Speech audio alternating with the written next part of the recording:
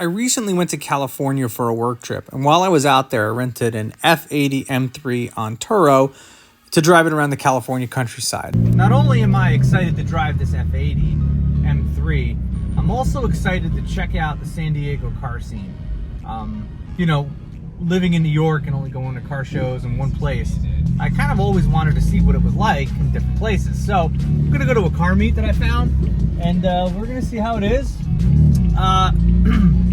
Take your guesses now on if you think it's a chill car meet or it's gonna be like street takeover, people doing donuts and their 26% interest, Hemis, and hitting people. If that's the case, I'm probably gonna leave. You always wonder, like, when people do dumb stuff at car meets, and you know, part of us always have that, like, oh, it only happens here. You know, our car scene is terrible. Everybody probably thinks their car scene is terrible. Well, let's see if this car scene is that much better than the upstate New York car scene, which I feel like it might be just because San Diego is a bigger area. But I mean, in terms of like quality, we'll see how that is. But I don't know. I hope it's chill. I hope to see what it's like. So let's go check it out.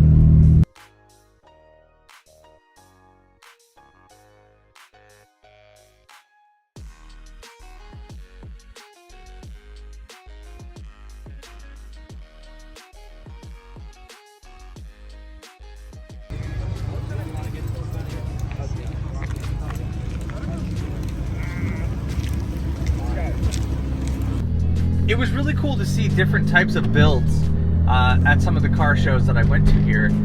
There's a lot more neon. There's a lot more, I would say, Fast and the Furious vibes than I get in upstate New York. And there's nothing wrong with that. Everybody's got their taste for what they want to do. I feel like if I might want to put neons on my car if I lived out here, because it's, I guess, in New York people laugh at you for that, but here it's a lot of people do it. It's pretty cool. But there's totally different types of builds. At the meet I was at, I didn't see a whole lot of cars that like to go to Mexico, so to say. It basically was really a show car show, which I'm sure there are those meets. I just didn't go to that one. I went to a different one, which was great. There was vendors, there was food, there's people selling, you know, tons of different car, like, paraphernalia. It was great. There was people taking pictures. There were models there. It was cool. It was a cool time. But all in all, the meet was great. And, you know, I went as someone not even from the area checking it out, so I didn't know anybody. I didn't know anybody at the car meet. And the people I talked to, everybody there was so nice, welcoming, really excited to share info about their car, ask me about mine back home. And everybody was really, really nice. Everybody I talked to at both of the car shows that I went to were fantastic. So if you guys are in the Southern California area, you know, try to find a car meet or a car show. There's a bunch of different groups on Facebook that post them, so you can join there if you're interested in checking something out here in Southern California. Yeah, definitely look at going to a car meet in SoCal. It was awesome.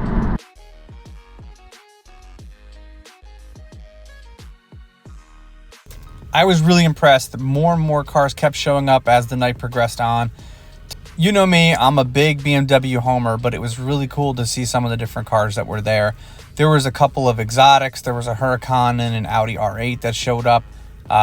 Always cool to see something like that. There were cars that started to show up that looked like they like to get down with the Mexico business, like this Mustang here. Big drag pack on the back. Had an intercooler sticking out of the front that you kind of couldn't see tucked away there. Pretty cool setup.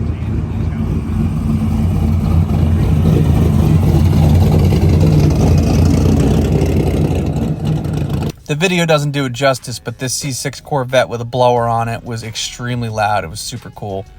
One car that I really thought was super impressive was this Acura. From the outside with the hood shut, doesn't look like a whole lot is going on. It's got a little different paint job and stuff, but once you pop the hood and look underneath, if you pay attention, you will see a turbo tucked underneath there. And this guy did a lot of cool stuff to this car. I like that it's a sleeper. I really like the sleeper look. It's got the neons as well. It's definitely different. Check him out on Instagram. I'll put his tag here. Oh my God. I was a decent distance away from this guy, and he was clipping my sound on my phone from these two-step backfires. It was absurdly loud. And this was the first of a lot of people doing two-steps, which was really interesting to me because they did it for a while and nobody complained. There were no cops.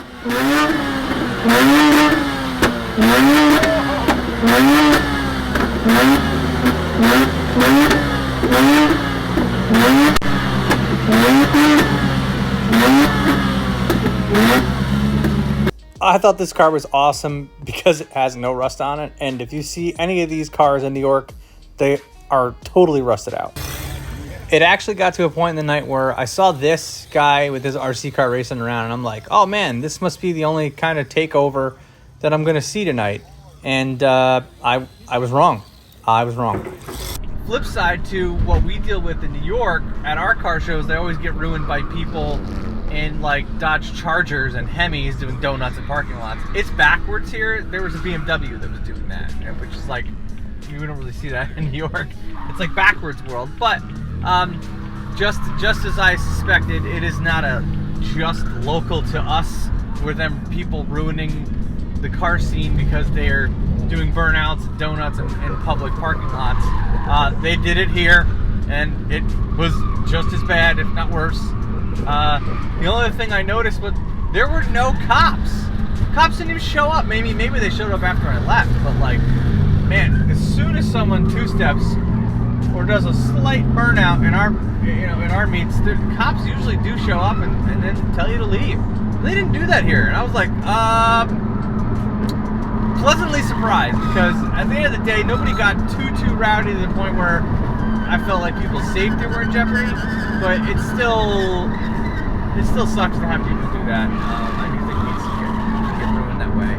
But everybody there seemed to like kind of be like, oh, here they go again. Whoa! So close.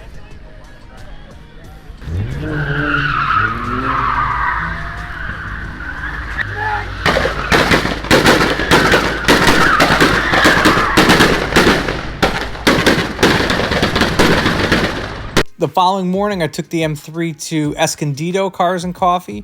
Got to see this really nice C4ZR1. There was a definite difference in the vibes between the two car meets, which I think is a good thing. This is a much more chill, much more family-oriented atmosphere. A lot of classic cars as well, which you know I am partial to, especially 1966 Mustangs, because I have one currently. And they also had a nice New Edge Mustang that I liked as well. That was a nice looking car. There was a lot of cool cars at this car meet. I'm going to go over a couple of the ones that I really liked a lot and that stuck out to me. I feel like New Edge Mustangs are really going through a renaissance right now. People used to hate them, and now people are really starting to get into them again. This was a really nice example of a Mach 1, and that's his YouTube channel that's right there too. So make sure you guys check him out.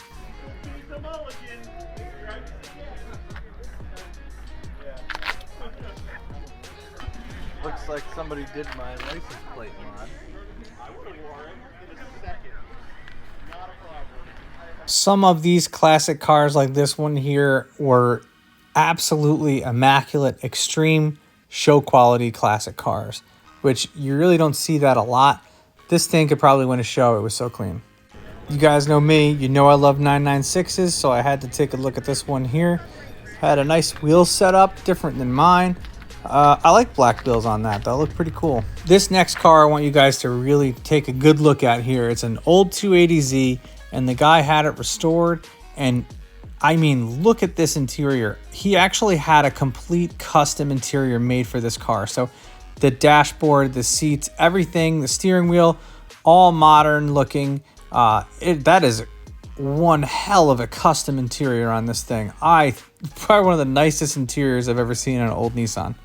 This Corvette was also absolutely immaculate. The interior was awesome looking. It still had the wood grain steering wheel on it that looked completely mint. The engine bay looked so clean. I mean, this guy, I'd be surprised if he drives it often, because it really looks like it's hardly ever driven. There's not an ounce of dirt on this thing at all. I had to look really, really hard.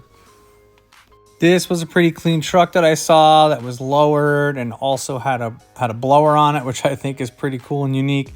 So definitely cool cool to see something like that. This Jeep was probably my favorite car that I saw there because I don't see a lot of rock crawlers and cars that are set up for that by us because we don't really have the type of terrain that you could do this kind of stuff. But this thing was just set up so great. He's got a YouTube channel himself. His name is Mighty Whitey. You guys got to check this thing out. Just everything on this car was done to go rock crawling and go off-road, and you can tell this thing has seen some damage. It's seen a lot of use. I'm sure he's had this thing sideways, up, over, and rolled over maybe, but the thing just keeps going and going and going. I also found out from him that, obviously California has some crazy emissions laws, but if your car is older than 1964 or 66 or whatever year this is or older, you don't even have to have a muffler on your car. So I thought that was really cool because he's got this thing completely open header. You got to check it out. Listen to this thing.